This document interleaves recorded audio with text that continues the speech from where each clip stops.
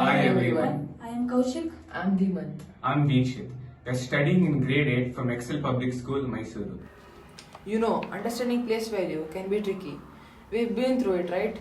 So we decided to dig deeper. We conducted surveys with fellow students, teachers, and we even talked to our parents. And guess what? There is a gap in interactive games for learning place value. That's where our project comes in. Introducing MathBingo, a solution to make physically place value super fun. Let's break it down. MathBingo uses a keypad, an LCD, and even an ultrasonic sensor for an hands-on experience. Here's the deal. Pick a number, display it on the LCD, place obstacles to show place value, press the button and boom, instant feedback. What sets MathBingo apart? You can use any 3-digit number, get immediate feedback with LEDs, and the rules are super easy.